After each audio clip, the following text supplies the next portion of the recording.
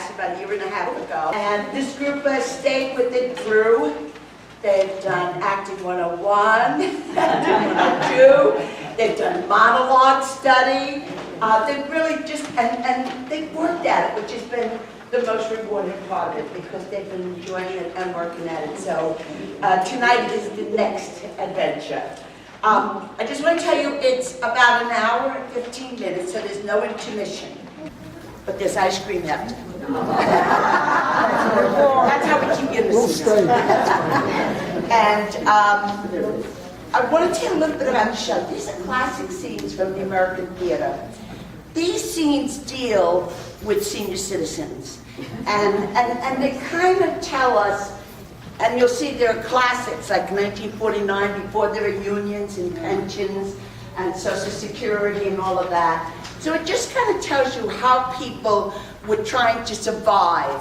And then you'll just see how people just get together and stay alive rather than do nothing. So it's an interesting group of scenes. I hope you enjoyed them. And I'll see you after for ice cream. Enjoy, guys.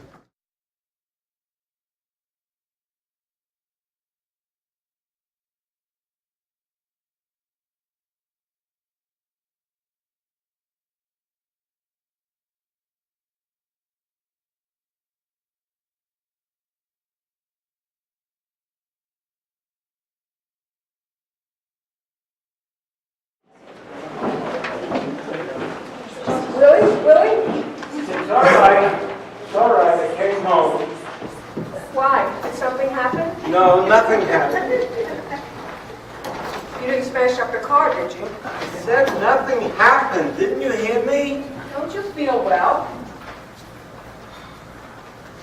I'm tired to the death. I just couldn't make it. I couldn't make it, Linda. Where were you all day? You look terrible. I got as far as a little above Yonkers. I stopped for a cup of coffee. Maybe it was a coffee. What? I certainly couldn't drive anymore. The car kept going off onto the shoulder, you know. Well, maybe it was the steering. I don't think Angelo knows the Studebaker. No, it's me. Suddenly I realize I'm going 60 miles an hour, and I don't remember the last 5 minutes. I can't seem to keep my mind to it. Well, maybe it's your glasses. You never went for your new glasses. No, I see everything. I came back 10 miles an hour. It took me 4 hours from Yonkers. You'll just have to take a rest, Willie. I just got back from Florida. Yes, but you didn't rest your mind. And the mind is what makes the decisions. So you have to rest your mind. I'll start out in the morning. Maybe I'll feel better in the morning. Oh, these goddamn arch supports are killing me. Take an aspirin. Should I get you an aspirin to soothe you?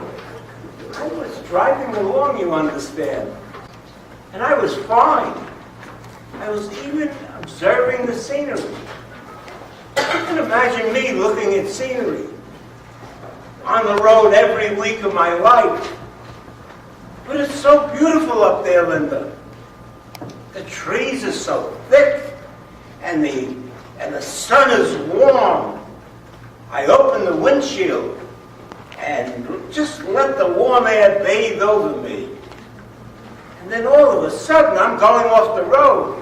I'm telling you, I absolutely forgot I was driving. If I'd have gone the other way, over the line, I might have killed somebody. So I went on again. 5 minutes later, I'm dreaming again. And I have such thoughts. I have such strange thoughts. Willie, dear, talk to them again. There's no reason why you can't work in New York. They don't need me in New York. I'm the New England man. I'm vital in New England. But you're getting older. They can't keep expecting you to travel all the time. I'll have to send a wire to Portland. I'm supposed to see Brown and Morris tomorrow morning at 10 o'clock.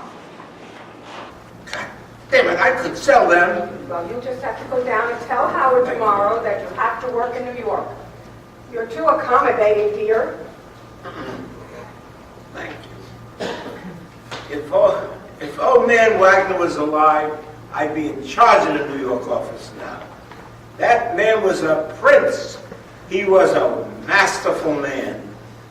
But that boy of his, that Howard, he don't appreciate.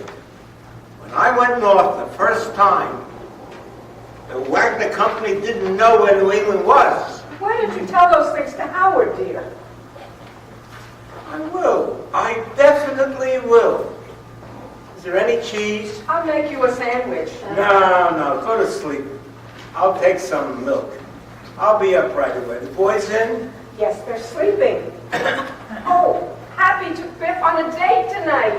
Is that so? It was so nice to see them shaving with after one behind the other. And then they went out together, and, well, the whole house smells of shaving lotion. Do you notice? Figure it out. Work a lifetime, then pay off a house. You finally own it, and there's nobody to live in it. Oh, dear. Life is a casting off. It's always that way. No, some people accomplish something. Did Biff say anything after I went out this morning? You shouldn't have criticized him, Willie, especially after he just got off the train. When the I hell? didn't lose your temper with him. When the hell did I lose my temper? I simply asked him if he was making any money. Is that a criticism? But, dear, how could he make any money? There's such an undercurrent in him. He became a moody man.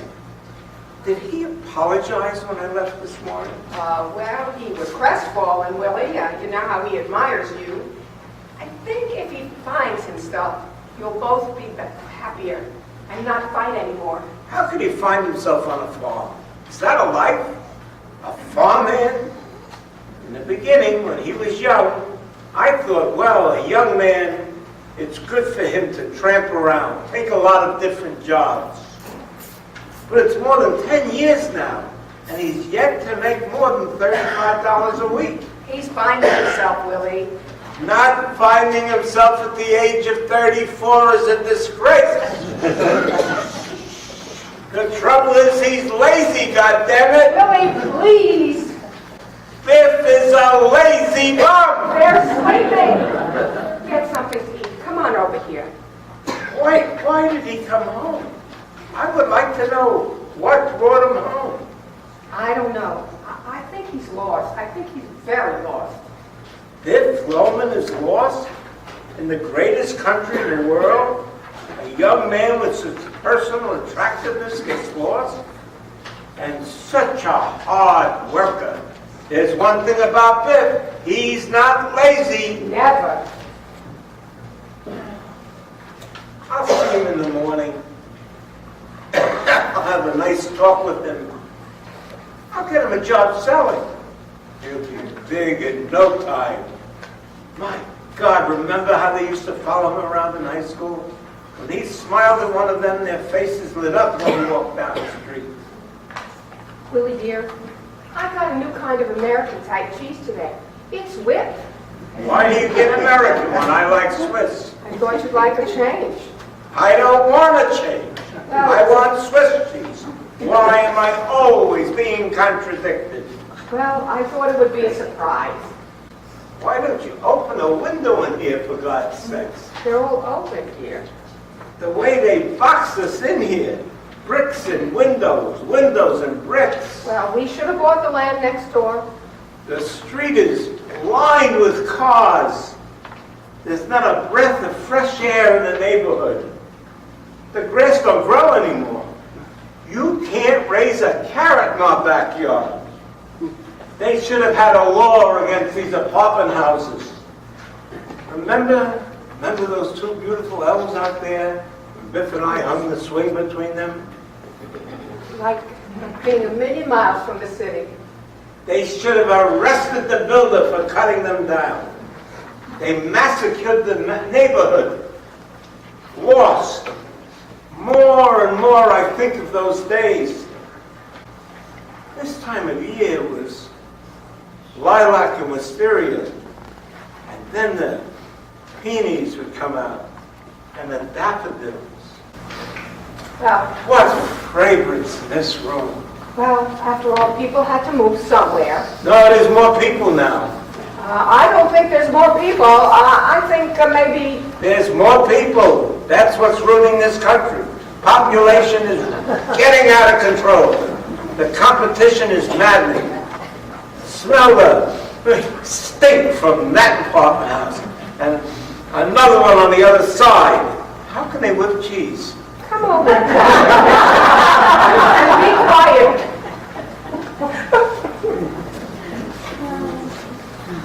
You're not worried about me, are you, Tommy?